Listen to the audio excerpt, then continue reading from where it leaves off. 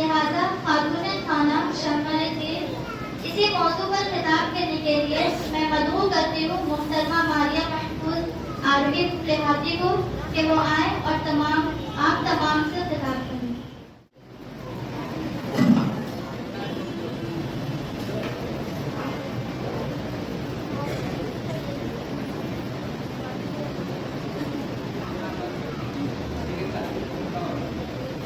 السلام علیکم ورحمۃ اللہ وبرکاتہ۔ الحمد للہ رب العالمین والصلاة والسلام علی اشرف الانبیاء والمرسلین وعلی آلہ وصحبہ اجمعین، اما بعد۔ قال اللہ تعالی فی القرآن المجید والفرقان الحمید، یا ایہا الناس اتقوا ربکم الذی خلقکم من نفس واحدہ وخلق منها زوجها وبث منهما رجالا كثيرا ونساء، وقال النبي صلى الله عليه وسلم بلغوا عني ولو آية۔ قابل قدر لائق حفاظت پابندہ خواتین حضرات، آپ سب کا میں تہہ دل سے استقبال کرتی ہوں۔ آج کے اس مجلس میں آپ تمام کے سامنے جس موضوع پر خطاب کرنے کے لیے حاضر ہوئی ہوں، میرا موضوع ہے خاتون خانہ دین کی شمع۔ سب سے پہلے میں آپ لوگوں کو ایک چھوٹی سی چیز بتانا چاہوں گی، جیسا کہ آپ لوگ جو پوسٹر کو دیکھ کر اس مجلس میں حاضر ہوئے ہیں، جیسے کہ یہ پوسٹر آپ کو یہاں پہ دکھ رہا ہوگا اور کئی جگہ دیواروں پر یہ پوسٹر لگائے گئے ہیں، جس میں ایک آیت لکھی ہوئی ہے کنتم خیر امہ اخرجت للناس تأمرون بالمعروف وتنہون عن المنکر۔ اس آیت کا کیا مطلب ہے اور اس آیت کی ایسی کیا فضیلت ہے جس کو پوسٹر میں لکھا گیا ہے؟ سب سے پہلے ہم اس آیت کا ترجمہ دیکھتے ہیں۔ اللہ تعالیٰ سورہ آل عمران میں ارشاد فرماتے ہیں کنتم خیر امہ، تم ایک بہترین امت ہو۔ امت میں کون لوگ شامل ہیں؟ کیا وہی جو عالم ہوتے ہیں، جنہوں نے عالم کا سرٹیفکیٹ حاصل کیا ہے، صرف وہی امت ہے؟ نہیں، سب سے پہلے اس مجلس میں بیٹھی تمام خواتین کے دل میں یہ بات اثر ہو جانی چاہیے کہ امت میں ہر ایک مومنہ عورت اور ہر ایک مومن مرد شامل ہے۔ کنتم خیر امہ، تم ایک بہترین امت ہو، اخرجت للناس، تم پیدا کی گئی ہو، تم نکالی گئی ہو لوگوں کے لیے، تمام لوگوں کے لیے، تأمرون بالمعروف، تاکہ تم ان کو بھلائی کا حکم دو، نیکی کا حکم دو، وتنہون عن المنکر، اور برائیوں سے روک لو، ان کو برائی سے بچاؤ۔ اللہ رب العالمین نے انسانوں میں سب سے پہلے حضرت آدم علیہ السلام کو پیدا فرمایا، اس کے بعد انہی کی بائیں پسلی سے ان کی رفیقہ حیات یعنی کہ حوا علیہ السلام کو پیدا فرمایا، تاکہ اس دنیا کی افزائش کا وہ ذریعہ بن سکے، اور فرمایا یا ایھا الناس اتقوا ربکم خلقکم من نفس واحدہ وخلق منها زوجها وبث منہما رجالا کثیرا ونساء۔ اے وہ لوگوں جو ایمان لائے، تم ڈر جاؤ، تم ڈرو اپنے رب سے جس نے تم کو ایک جان سے پیدا کیا، جس نے تمہیں ایک نفس سے پیدا کیا اور اس سے پھیلا دیے بہت سارے مرد، بہت ساری عورتیں۔ اس آیت مبارکہ میں اتقوا اللہ، اللہ سے ڈرنے کا پیغام کیا گیا ہے، تقویٰ اختیار کرنے کو کہا گیا ہے۔ مومنوں کے لیے تقویٰ کیا ہوگا؟ مومنوں کے لیے تقویٰ یہ ہے، یعنی ہمارے لیے اور آپ کے لیے تقویٰ یہ ہے کہ ہم ایمان لائے ہوئے ہیں تو ہم اسی ایمان پر قائم رہیں، اپنے مرتے دم تک ایمان پر ثابت قدم رہیں اور اعمال صالحہ کو بجا لائیں، نیک کام کریں۔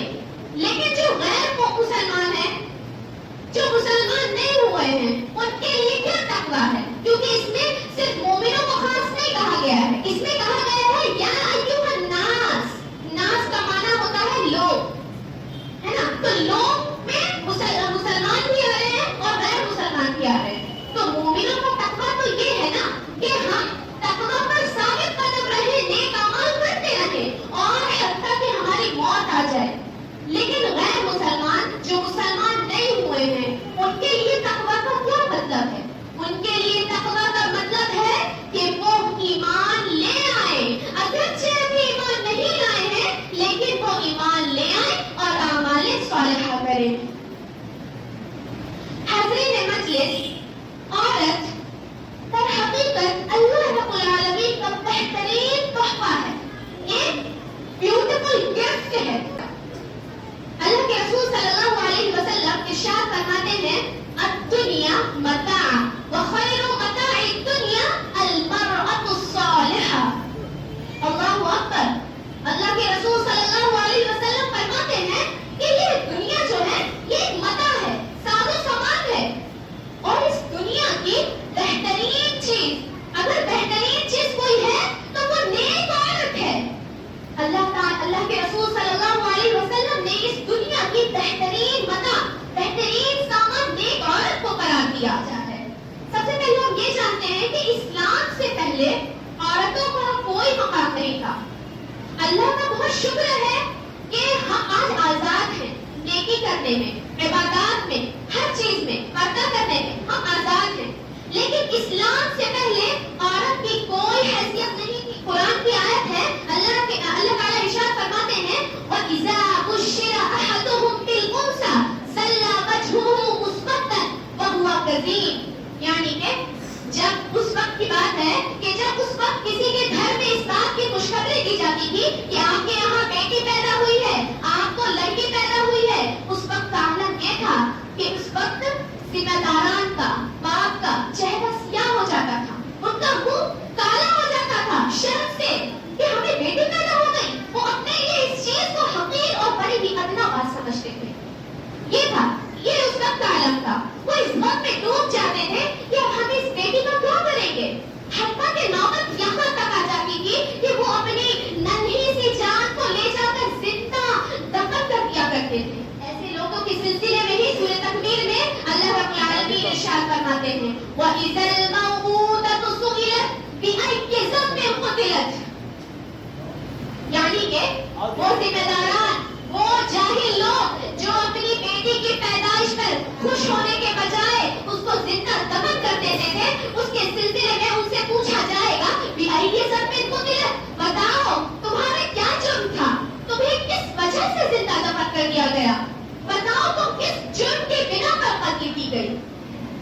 بہرحال معلوم یہ ہوا کہ اسلام سے پہلے عورت کا کوئی مقام و مرتبہ نہیں تھا، عورت کو بڑی ہی ذلیل اور رسوا چیز سمجھی جاتی، لیکن اسلام کے آتے ہی اسلام نے عورتوں کو ہر جگہ عزت و احترام کی نظر سے دیکھا، ہر جگہ اس کے تمام حقوق اس کو ادا کیے، اور بیٹیوں میں، لیکن یہاں پہ افسوس کی بات یہ ہے، یہاں پہ صرف بتانا یہ مقصد نہیں ہے پہلے کیا تھا اب کیا ہو رہا ہے، مین کا مدعا یہ ہے کہ آج کے جنریشن میں بھی بہت سے گھرانے ایسے پائے جاتے ہیں، بہت سے گھرانے ایسے ہوں گے جہاں پہ ابھی بچہ ماں کے پیٹ میں ہوتا ہے اور دعائیں شروع ہو جاتی ہیں، اے اللہ ہمیں بیٹا عطا کیجیے گا، اے اللہ ہمیں وارث میں ہمیں بیٹا چاہیے، فریادیں شروع ہو جاتی ہیں، دعائیں شروع ہو جاتی ہیں۔ آج کی جنریشن کا بھی یہی حال ہے، آپ لوگ اپنے اپنے گھروں کا جائزہ لیں، یہاں بیٹھی ہر ایک خاتون اپنے گھر کے بارے میں، اپنے آس پڑوس کے بارے میں سوچے، ہر نفس خود کا ذمہ دار ہے۔ آج بھی کئی ایسے گھرانے ہیں جہاں پر بیٹا ہونے کی دعائیں اور فریادیں بہت پہلے سے ہو جاتی ہیں۔ سوچ کسی بھی طریقے سے لیکن اسلامی نہیں ہو سکتا، کیونکہ اگر یہ سوچ اسلامی ہوتا تو ہم دیکھیں گے کہ نبی کریم صلی اللہ علیہ وسلم کے زمانے میں بیٹیوں کو بڑا ہی مقام حاصل تھا۔ حدیثوں میں آتا ہے کہ جب فاطمہ رضی اللہ عنہا آیا کرتی تھی یا نبی کریم صلی اللہ علیہ وسلم کی کوئی بیٹی جب آپ دیکھتے تھے کہ دور سے آ رہی ہے، ان کے تشریف میں ان کے باپ یعنی کہ محمد صلی اللہ علیہ وسلم شام میں کھڑے ہو جایا کرتے تھے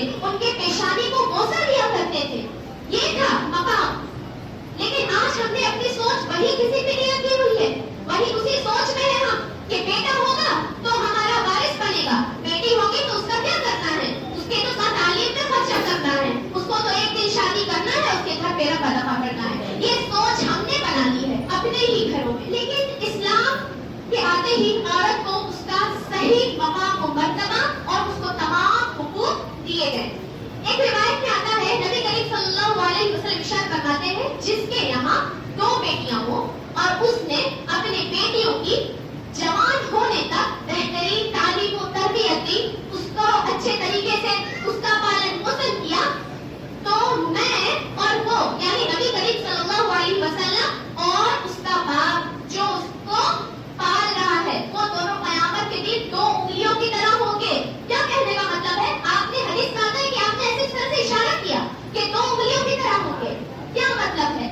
यानी कि जिस तरह से 2 उंगलियों के दरमियान कोई फासला नहीं होता, उसी तरीके से नबी करीम सल्लल्लाहु अलैहि वसल्लम और उस लड़की का बाप आपस में साथ में होंगे। गोया कि ये लड़की होने का मकाम और मर्तबा आपने बताया। इसी तरीके से सुनन अबू दाऊद की रिवायत में आता है, रसूल अकरम सल्लल्लाहु अलैहि वसल्लम ने इरशाद फरमाया, जिस किसी की लड़की को फिर ना वो उसे जिंदा दफन करता है, ना ही उसकी तौहीन करता है। तौहीन का क्या मतलब होता है? होता है ना, बात दफा हम उम्मीद लगाए हुए हैं बेटे की, हो गई है बेटी, अब हम उसको पोस रहे हैं कि हमने तो चाहा था बेटा हो, अरे बेटी आ गई, अब क्या करेंगे?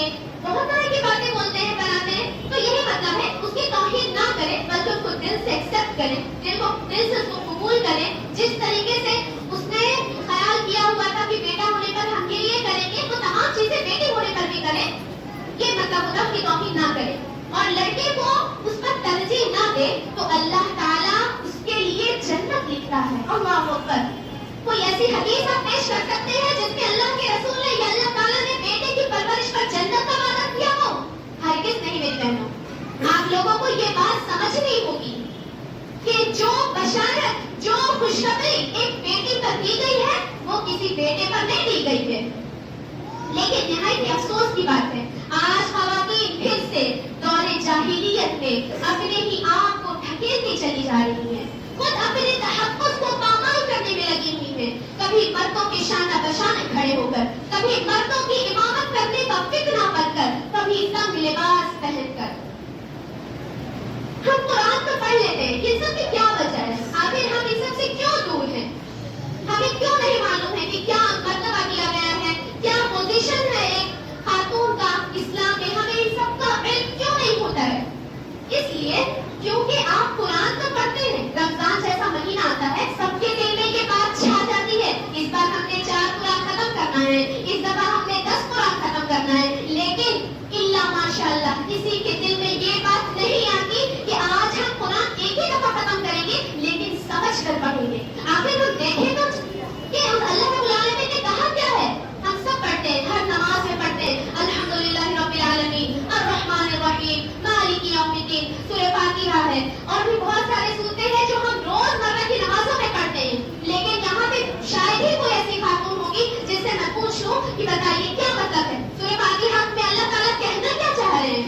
किसी को नहीं मालूम, किसी के ज़हन में ये बात आती ही नहीं है कि आखिर ये अरबी इबारत जिसे हम पढ़ते जा रहे हैं, इसमें लिखा क्या है? अल्लाह रब्बुल आलमीन हमसे कहना क्या चाह रहे हैं? क्या कुरान का मकसद का इतना ही है कि हम उसको देख के पढ़ते जाएं? रमजान आता है, 4 कुरान खत्म कर लिए, शौक से फोन करके बताते हैं हमने आज की इस पारा मुकम्मल कर लिया, कल दूसरा शुरू होने वाला है, आज हमने 4 खत्म कर लिया, कल 5वां शुरू होने वाला है। क्या यही कुरान का हक है? बिल्कुल नहीं। आप बहुत बड़ी नादानी में हैं, आप बहुत बड़ी गफलत में हैं। कुरान का मतलब ये नहीं है कि आप उसको 4 मरतबा खत्म करें। कुरान का असल हक तब अदा होगा जब आप उसकी एक आयत भी पढ़ेंगे, लेकिन समझ कर पढ़ेंगे कि आखिर अल्लाह रब्बुल इज्जत हमसे इस आयत में कहना क्या चाह रहा है। आखिर अल्लाह रब्बुल आलमीन ने कई दफा लिखा है, या अय्युहल्लज़ीना आमनू, ऐ लोगों जो ईमान लाए सुन लो, या अय्युहन्नास, ऐ लोगों सुन लो। आखिर क्या सुनाना चाहता है अल्लाह रब्बुल आलमीन हमें? लेकिन हमें इस बात का अंदाजा नहीं।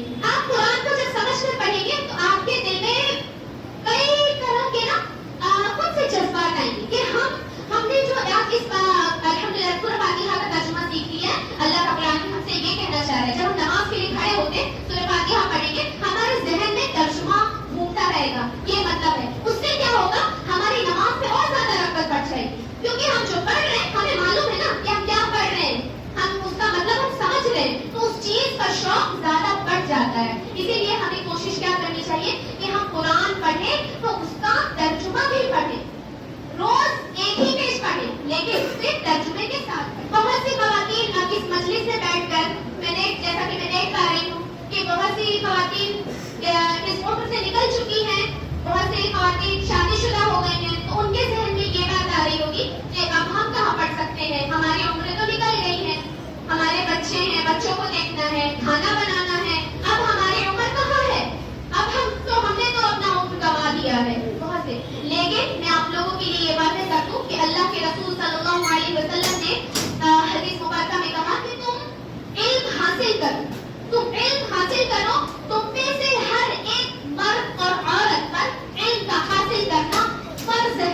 जिस तरह से नमाज का पढ़ना फर्ज है, रोजा रखना फर्ज है, ज़कात अगर इस्तिताअत होने पर हम ज़कात देते हैं फर्ज है, इसी तरीके से दीन इस्लाम का, दीन का इल्म हासिल करना, कुरान का इल्म हासिल करना, इस कुरान को जानना भी उसी तरीके से हम पर फर्ज होता है। लेकिन इस हदीस में अल्लाह के रसूल ने कहीं पे भी उम्र की कैद नहीं लगाई। ये नहीं कहा कि सिर्फ 13 से 14 साल की बच्चियां पढ़ सकती हैं, सिर्फ 40 साल तक पढ़ सकती हैं, सिर्फ बुलूगत से पहले तक इल्म हासिल कर सकती हैं, उसके बाद इल्म हासिल नहीं करना है, ऐसी तो कोई बात नहीं है। उम्र की कोई कैद लगाई ही नहीं गई। गोया के मौत तक आप इल्म को हासिल कर सकती हैं। आपके लिए इल्म में कोई रुकावट नहीं है। आपके अंदर बस जज्बा होना चाहिए, अल्लाह की मोहब्बत होनी चाहिए, अल्लाह और उसके रसूल की मोहब्बत होनी चाहिए कि आखिर हमारा अल्लाह हमसे हमें पैदा किया, क्यों पैदा किया, हम इस दुनिया में क्यों आए हैं। बात दफा बहुत से लोग मुझसे क्वेश्चन करते हैं कि मुझे एक सवाल करना था, मैं पूछती हूँ बताइए, तो उनका सवाल क्या होता है कि आखिर ये जब दुनिया नहीं थी तो क्या था, ये दुनिया कैसे बनी। अजीब बात है, ये दुनिया कैसे बनी, क्या है, इससे पहले क्या था, इस तरह के सवाल आपके जहन में घूमते हैं। आपको ये सोचना है ना कि अगर अल्लाह ने हमें पैदा किया है, हम इस दुनिया में आए हैं, तो हमें क्या करना है। आखिर हमें किसी मकसद के तहत तो बनाया गया होगा, हम किसी मकसद के तहत तो आए हैं इस दुनिया में। यूं ही खाना बनाकर और घर वालों को मार कर उसके पास एक दिन चले जाना है कि अल्लाह ताला हमसे यही हिसाब लेगा कि तुमने सुबह नाश्ता बनाया था या नहीं, खाने में क्यों लेट कर दिया था। ये आप पर है, बेशक आप अपने घर वालों की, औरतों पर है कि वो अपने घर वालों की, अपने शौहर की, अपने बाल बच्चों के लिए वो सेवा करें, उनकी देखभाल करें, लेकिन आप पर फर्ज क्या चीज है, पहले दीन के इल्म का हासिल करना फर्ज है। आप हर चीज के लिए वक्त निकाल लेती हैं, उसी तरीके से आप 24 घंटे में क्या आप 1 घंटे का वक्त, मान लेते हैं 30 ही मिनट का वक्त, क्या आप नहीं निकाल सकती हैं। दीन इल्म के हासिल करने के लिए कितना वक्त लगता है। जिस तरीके से आप कुरान को पढ़ लेती है, हर जुमा आता है, आज जुमा बहुत से दिलों में आ जाता है, आज तो हमें सूरह कहफ पढ़ना है, सूरह यासीन पढ़ना है, इतना ये है, लेकिन कभी भी ये नहीं सोचते हैं कि सूरह यासीन में लिखा क्या है, सूरह यासीन में ऐसा क्या है, सूरह कहफ में ऐसा क्या है जो क्यों कहा गया है। बस जुमा आने का मतलब है सूरह कहफ पढ़ ले, कुरान बंद करके रख दे, ये मतलब नहीं है मेरी बहनों, मेरी माँ, आप लोगों के अंदर दीन का जज्बा आना चाहिए, आपके अंदर शौक होना चाहिए। अरे यहाँ पे एक सबसे इम्पोर्टेंट बात यह है कि आप लोग जब भी दुआ किया करें सेहत के लिए, किसी भी चीज के लिए, तो आप लोग ये दुआ जरूर किया करें कि अल्लाह हमें अपने दीन से मोहब्बत दे दे, अल्लाह मेरे दिल में अपनी मोहब्बत को भर दे, अल्लाह मेरे दिल में तेरे नबी मोहम्मद सल्लल्लाहु अलैहि वसल्लम की सुन्नतों को भर दे। ये भी दुआएं किया करें। क्या वो आलम था, नबी करीम सल्लल्लाहु अलैहि वसल्लम रातों में, हदीसों में आता है, उनके सीने से हांडी उबलने की आवाज आती थी, उनके सीने की, वो दुआओं में रोते थे, इस कदर अल्लाह से मोहब्बत। हालांकि रसूल सल्लल्लाहु अलैहि वसल्लम के बारे में आता है कि उनके तमाम के तमाम गुनाह माफ कर दिए गए थे, उनको जन्नत की बशारत दुनिया में ही दी गई थी, उसके बावजूद उनका ये हालत था। हमें तो मालूम ही नहीं कि हमारा कल क्या बनेगा, उसके बावजूद हमारे अंदर कोई नफरत नहीं, हमारे अंदर कोई एहसास ही नहीं है। अल्लाह के रसूल रोया करते थे, इस कदर रोया करते थे मेरी बहनों कि उनके सीने से हांडी के उबलने की आवाज आती थी, जिस तरीके से हांडी उबल रहा है, और अपने उम्मत के लिए दुआ किया करते थे। क्या हमने कभी भी अपने नबी की किसी एक सुन्नत पर दिलो जान से अमल करने की कोशिश की? नहीं। सुनने की बात है, सुन लेते हैं, चलो हो गया मेरा काम, नहीं। आज आपने जो भी बातें सुनी है, मैं आप सबसे, आप तमाम से इस बात की अपील करती हूँ, आप लोगों ने अपने 24 घंटे में ये जो 2 घंटे का वक्त दिया है, इसका हक तभी अदा होगा जब आप इन तमाम बातों पर अमल करेंगे। तमाम बातों पर नहीं, तो आज आपने जितनी भी बातें सुनी, इनमें से एक बात पे भी अगर आप अमल करती हैं, तो अल्लाह ताला के यहाँ आपको, आपके लिए वो काम बहुत ही बड़ा अजर होगा, सदका जारिया होगा। आप जो बातें सुन रही हैं, दूसरों को सुनाएं, हो सकता है वो आपकी वजह से अमल करने लगे। जब दूसरा आपकी वजह से अमल करता है ना, तो उसका सवाब आपको भी मिलता है। क्यों? क्योंकि आपने उसको बताया। इसी तरीके से गुनाह के काम में भी है, होता क्या है, जब आप किसी को रेडियो दे देंगे, तो वो रेडियो से क्या सुनेगा, वो गाने सुनेगा, तो क्या वो गाना सुन रहा है तो सिर्फ उसको गुनाह मिल रहा है? नहीं, बल्कि जिसने रेडियो दिया है उसको भी गुनाह मिलेगा, क्योंकि जरिया तो उसने बनाया है ना गाना सुनने का। उसके पास ना होता बांस, ना वो बजाता बांसुरी, ना होता रेडियो,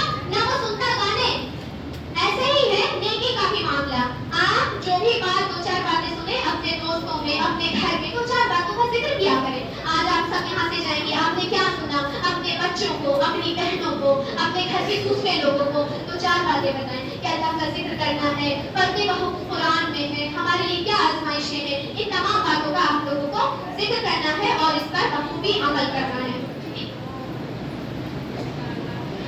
آخر میں اللہ رب العالمین سے دعا گو ہوں کہ اللہ تعالیٰ ہمیں اور آپ کو کہنے اور سننے سے زیادہ دین پر عمل پیرا کرا دے۔ ہم سنتے تو بہت کچھ ہے، آئے دن کبھی نہ کبھی کچھ سن ہی لیتے، اچھی بات، یا پھر ہم سب کو معلوم ہے کہ نماز تو فرض ہے، لیکن کیا صرف معلوم ہونے کے لیے نہیں، آپ لوگوں کو ان تمام چیزوں کی رغبت رکھنی ہوگی، شوق پیدا کرنا ہوگا۔ وہ شوق اور وہ رغبت کیسے ہوگا؟ وہ اللہ تعالیٰ سے دعا کے ذریعے ہوگا۔ آپ اللہ سے دعا کیا کریں کہ اے اللہ، میں سب سے پہلے تو میرا شکر ادا کرتی ہوں کہ تم نے مجھے مسلمان بنایا۔ ہو سکتا ہے کہ ہم کسی غیر مسلمان کے یہاں پیدا ہو جاتے تو ہمیں تو آپ لوگوں کو تو یہ مجلس بھی نصیب نہیں ہوتی۔ سب سے پہلے تو آپ لوگ یہ شکر ادا کریں، یہ بہت بڑا احسان ہے۔ ہم کبھی نہیں سوچتے کہ ہم مسلمان کی دنیا میں کتنے سارے مذہب کے ماننے والے لوگ ہیں، بہت سارے مذہب ہیں، لیکن اللہ نے ہمیں ہی مسلمان کیوں بنایا؟ کتنی بڑی بات ہے نا یہ کہ اللہ تعالیٰ نے ہمیں مسلمان بنایا۔ تو سب سے پہلے آپ لوگوں کو شکریہ ادا کرنا ہوگا کہ اے اللہ، میرا لاکھوں احسان ہے کہ تو نے ہمیں مسلمان گھرانے میں پیدا کیا۔ اے اللہ، تو نے ہمیں دین کا علم دیا۔ اے اللہ، بس تو ہمیں اپنے دین سے محبت دے دے، تو ہمیں اللہ اور اس کے رسول کی محبت دے دے۔ اس بات کی آپ لوگوں کی دعا کرنی ہوگی۔ صرف دعا میں یہ نہیں مانگا جاتا اے اللہ ہمیں مال دے دیجیے، اے اللہ میری طبیعت ٹھیک ہے وہ دے دیجیے، وہ تو آپ کی ضروریات ہے، وہ تو اس کے بغیر تو آپ کا گزارا ہی نہیں ہے نا۔ لیکن ایسی چیزیں دعائیں، ایسی چیز بھی دعا میں مانگنی چاہیے جو آپ کے لیے آخرت میں کام آنے والا ہے۔ اگر آپ دنیا میں اعمال صالحہ کرتے ہیں، انشاءاللہ دنیا میں نہیں تو آخرت میں آپ کو اس کا بہت بڑا اجر ملے گا، یقین جانیں۔ اور کوئی کسی کے وہاں کام آنے والا نہیں ہے، جیسا کہ میں نے حدیث میں بھی بتایا کہ اللہ کے رسول اپنی بیٹی سے کہتے تھے کہ جو مانگنا ہے اس سے تم ابھی مانگ لو، اس دنیا میں مانگ لو، آخرت میں تمہاری کوئی کام آنے والا نہیں ہوں۔ کیا کہتے ہیں حدیث کے الفاظ کچھ اس طرح سے ہیں، اے فاطمہ بنت محمد، اے بنی عبد المطلب، سن لو میں اللہ سے متعلق معاملات میں تمہاری کچھ بھی حمایت، مدد و سفارش نہیں کر سکتا۔ ہاں، اس دنیا میں میرے مال سے، میری چیزوں سے جو کچھ مانگنا ہے مانگ لو۔ امام ترمذی نے اس حدیث کو صحیح قرار دیا ہے۔ تو جب آپ خود سوچیں، جب اللہ کے رسول جو ہم تمام کے سربراہ ہیں، جن کے ہم امتی ہیں، جب وہ ہمارے کام نہیں آ رہے، ہمارے کیا وہ اپنی لختی جگر فاطمہ کے کام نہیں آ رہے، تو میرے اور آپ کے کوئی پیر مرشد کیا کام آئے گا؟ آخرت میں جو کام آنے والا ہے وہ ہمارے اعمال ہیں، ہمارے نیک اعمال ہیں۔ آپ کوشش کیا کریں، اللہ کی یاد سے کبھی غافل نہ ہوا کریں، ہر حال میں اللہ کی رسی کو مضبوطی سے تھام لیں، یقیناً دنیا اور آخرت دونوں جہاں میں کامیابی کی آپ کا زندگی۔ آمین ثم آمین۔